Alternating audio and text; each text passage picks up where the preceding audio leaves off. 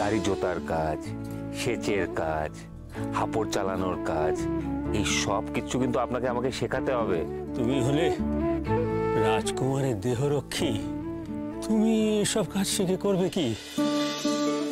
আর তাছাড়া আমরা তো পলাশপুর যাচ্ছি না, জ্যোৎস্নার কথারও তো একটা দাম আছে, তাই না?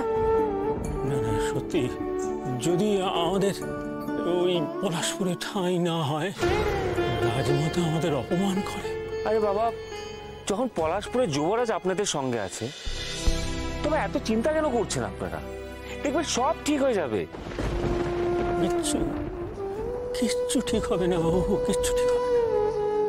আমরা হচ্ছে গরিব গুরব মানুষ, আর তোমরা সব রাজ পরিবারের লোকজন। আমাদের মানের কতটুকু মূল্য তোমাদের কাছে, তার চেয়ে আমাদের ওই যাযাবর জীবনই ভালো। দাও দাও বাবা। না না না, পারবো, আমি পারবো। ঠিক আছে, চলো গো, চলো।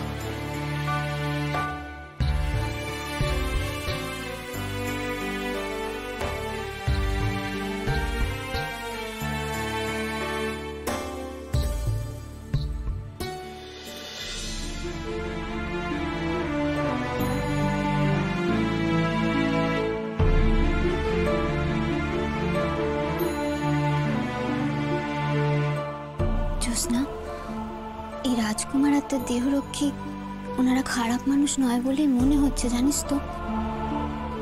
ওনাদেরকে এইভাবে অবিশ্বাস করাটা কি ঠিক হলো? দেখ, ওনারা কিন্তু একবার নয়, বারবার আমাদের বিপদে পাশে এসে দাঁড়িয়েছেন। ওনাদেরকে মুখের ওপর এইভাবে না করাটা ঠিক হলো না, জানিস তো। কটা দিন না হয় পলাশপুরে থেকেই দেখা যেত, তারপর যদি তাড়িয়ে দিত, তখন না হয় এই যাযাবর জীবনই কাটাতাম।